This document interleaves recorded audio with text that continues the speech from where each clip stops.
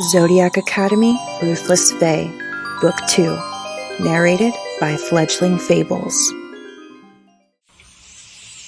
Chapter 1, Caleb. The scent of a burning body still lingered in the air, catching in the back of my throat and making my scowl deepen. My heightened senses picked up every drop of blood which had been spilled tonight, and I wondered again how such a thing had happened in the middle of campus with teachers all around. I marched through the Wailing Woods with Max and Seth on either side of me. We traveled in silence, waiting until we could be completely sure of privacy before we discussed what happened tonight with the Vega twins. The air between the trees was thick with tension, and the darkness beneath the canopy almost complete. None of us summoned a light into existence, though. Even in the dark, we knew where we were going, and we didn't want to take any chance of anyone following us tonight. Not after what just happened. What we'd just done. I strained my ears for any sound of Darius approaching. There had been no sign of him since he'd stormed out of the Lunar Leisure building and left us all to deal with Orion's wrath by the poolside. My lip curled back as my mind landed on our cardinal magic professor. No one had dared give me so much as a verbal warning since we arrived at the school. Yet he'd just seen fit to give us 2 weeks in detention. Who the hell did he think he was? Didn't he consider the fact that we'd be kings soon? Was he really so angry with us that he'd be risking incurring our wrath? He'll realize exactly who he crossed once I've graduated this place. I'm more than an heir to him. I'm the most powerful vampire in Solaria, and his superior in every way. Especially once I leave this academy behind. My mind snagged on the way Tori had looked when he'd pulled her out of that pool, and a sliver of ice trickled down my spine. I didn't want to think about that. I didn't want to remember the way her heart had been beating so slowly when I'd strained my ears to listen for it. I didn't want to think about the way she'd kept her eyes to the floor instead of glaring right back at us. We'd needed to break them. It had to be done. So why does it still make me feel like a piece of shit? It was cold in the woods, and I drew on my fire element to warm myself through. Flames licked along my limbs from the inside, but it didn't do much to chase away the cold pit in my gut. My energy was running low, and I could feel the well of power within me straining to maintain the heat of my fire. I should have topped up on Tori's magic while we were at the dance. But I'd known that the others were planning something for her, so I just hadn't. I pushed a hand through my hair and fingers catched in the curls as I messed it up. It was her own fault, really. I'd tried to get her to leave the dance with me before anything had happened. I'd done my best. Keep telling yourself that. Seth was toying with something in his hands, and I glanced at it, spotting the coil of black and blue hair he wrapped through his fingers. He noticed my attention and smirked at me, but I looked away without giving him a response. His shoulder bumped against mine affectionately, but I shrugged him off. Werewolf and vampire natures were about as different as you could get when it came to tactile behavior.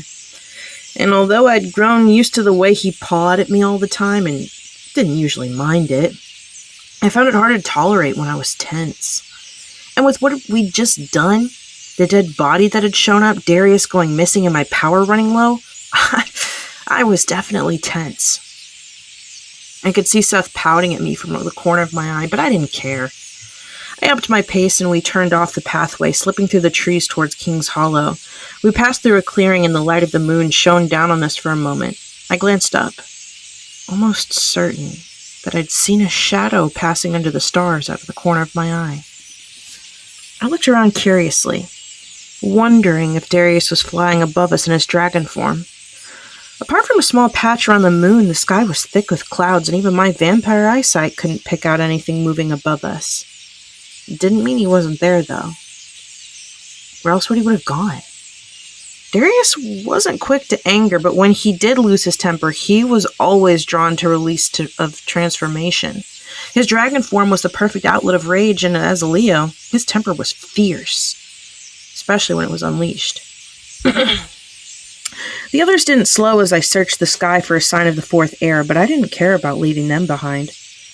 I needed a moment away from them to think about what I was going to say when we made it to King's Hollow. I knew what had happened tonight had been necessary in a way, but it also didn't seem right to me. The vampire code forbade me from torturing my source, so I hadn't anything to do with what they had done to Tori. I hadn't even known they had planned until it was underway. But even though I could claim to have been nothing more than a witness, I still felt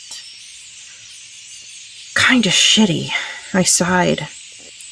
There was no way to be sure if Darius was up there or not, so I gave up on my hunt for him. If he wanted to see us, then he knew where we'd be. I put on a spurt of speed and raced between towering trunks, delving into the heart of the wailing wood until I felt the brush of magic against my skin. The wards we'd placed around this place swept welcomingly across my flesh as I pushed through them, passing Max and Seth and making it into the hollow first. The ancient oak which housed King's Hollow towered above me as I made it to the entrance at its roots. Not long ago, someone had wielded powerful earth magic on this tree to create this place we called our haven. The four of us were always under so much pressure to portray the perfect image, to exude power and strength, and command the attention of every fae in the room. So this was one spot. One spot was the only place we had that we could call our own and truly be ourselves. It was a sanctuary, an oasis in the maelstrom of our lives, but for the first time that I could remember, I wasn't looking forward to entering it. The huge door before me was woven from the very fabric of the bark and roots of the colossal tree. As I reached out to touch it, welcomed the essence of my magic like it was greeting an old friend. Only the most powerful fae could gain access to this place. And as such, within its walls, we could be free. I didn't wait for Seth and Max as the door swung open to admit me. Instead, I headed past the room which we used as a gym in the base of the tree onto the staircase which was forged in the internal structure of the hollow trunk and began to ascend. Fayflies crawled across the wooden walls, glowing blue and green with their own little wells of magic and lightning, and lighting the way for me. The stairs wound up, curving around again and again as I reached another door made out of living vines. I reached out to them with my magic, and they curled away from the entrance to admit me. White flowers blooming along their lengths as they took joy in the power I fed them. My gut swirled uncomfortably as I tapped into my diminishing reserves again, and I cursed the fact that I let myself run so low. I realized I released some more power, lighting a fire in the grate as I entered the huge treehouse which dominated the towering branches at the top of the oak tree. I used the power of the flames I'd already created to aid me in making more, so that I could light the lamps around the space too. Using one flame to create another took less magic than summoning one into existence from nothing, but it irritated me that I was reduced to it. An L-shaped gray couch was revealed at the heart of the room, as the wooden walls were lit warmly by the firelight. On the far side of the den was a corridor to another staircase which led up to a higher level where beds awaited us, should we decide to stay here tonight. I was torn between the desire to do that and avoid the curiosity of the members of my house, and my desire to escape the other heirs. I couldn't remember the last time I'd wanted to avoid them, but right now I didn't feel right lingering in their company. My mother's words rang in my ears at that thought. If you can't love the other heirs like brothers, then your life will be all the easier for it. But either way, you are stuck together. Through the good and the bad, you are united. Your individual feelings do not matter when it comes to the actions of the group. You are one, and you must never show the slightest form of weakness to the outside world. The actions of each of you are the actions of all of you. You stand together. If you falter, the whole of Solaria will fall. With the nymph attacks on the rise, I knew that sentiment had never been more important than it was right now. Our kingdom was being thrown into turmoil, teetering on the edge of war. The last thing we needed at this moment in this time had been the royal Vega heirs turning up. And yet, here they were.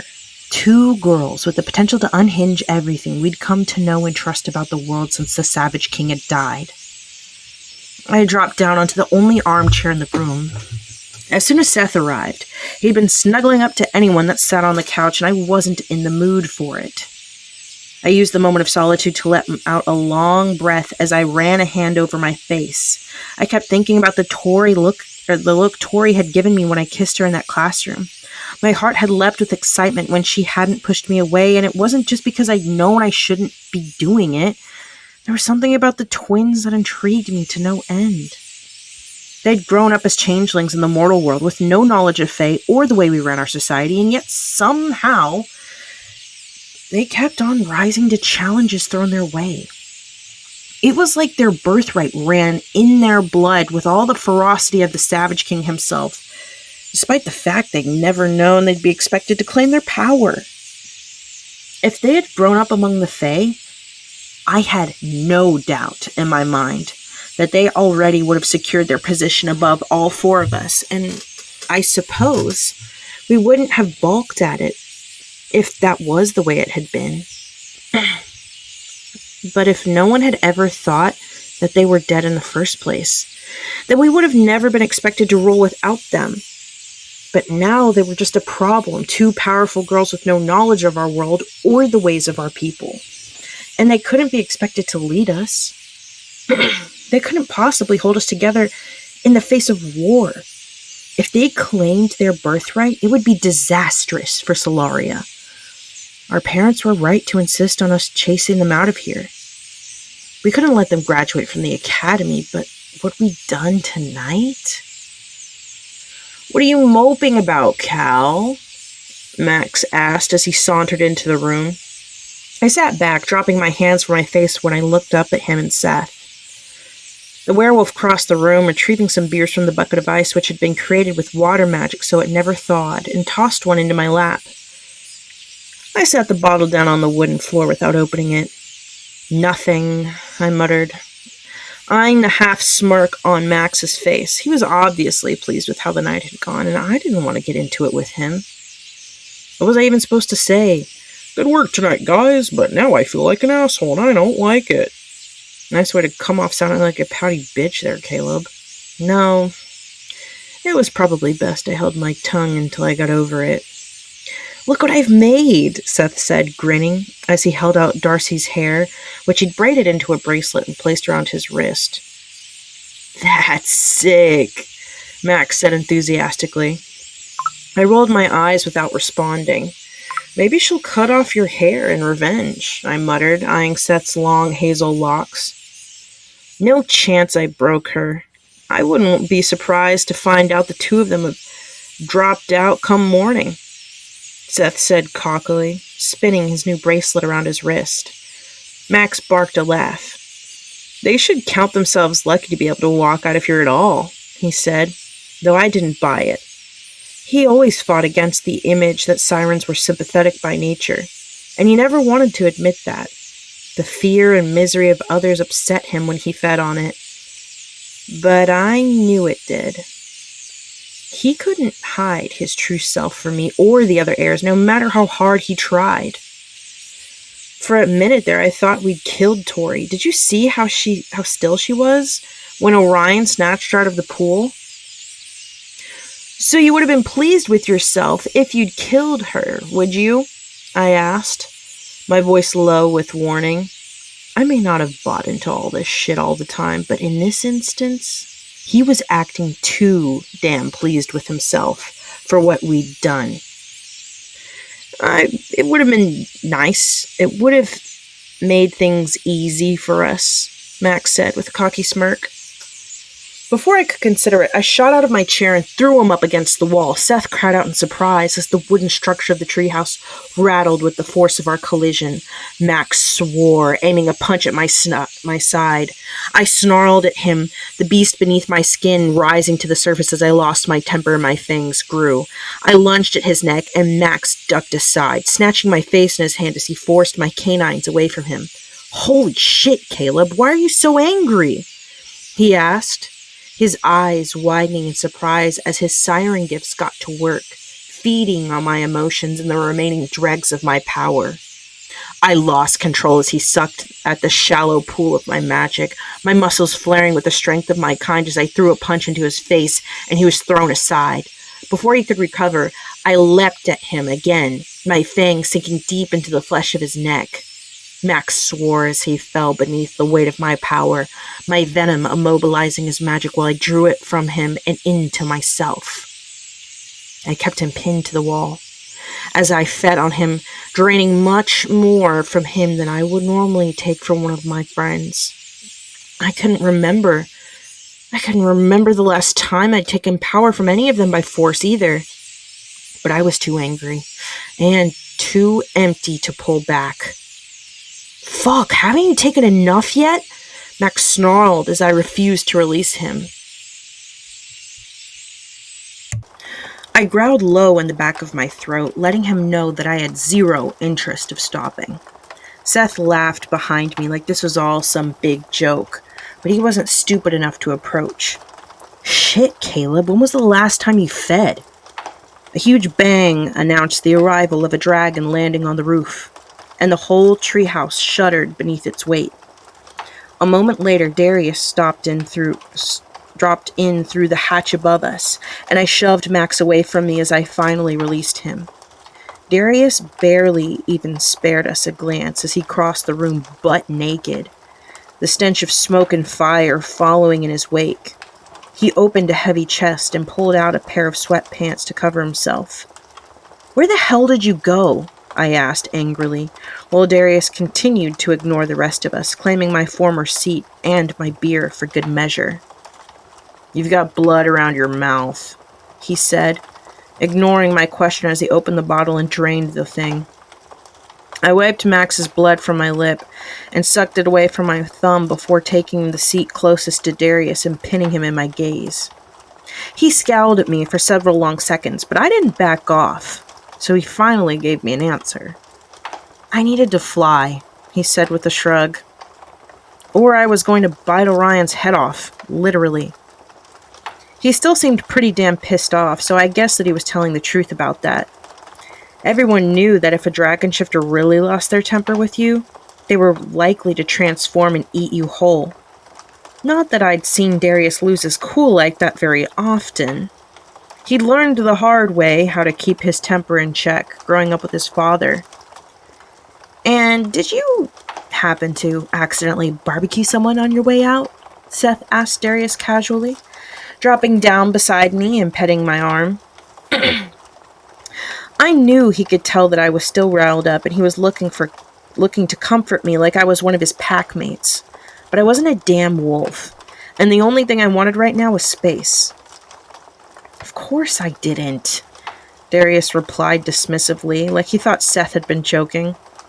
"Well, someone did," Max said as he took a seat at the other end of the couch and healed the wound on his neck without looking at me. "There was a body all crisped up right outside Lunar Leisure when we left." "Seriously?" Darius asked, looking between us like he thought we might be joking. "If I'm honest, I thought you'd done it," Seth said as he shifted even closer to me, pulling my hand into his, like that would soothe me. "It certainly looked like dragon fire to me," he added. I shoved him off of me and he whimpered before nuzzling against my neck.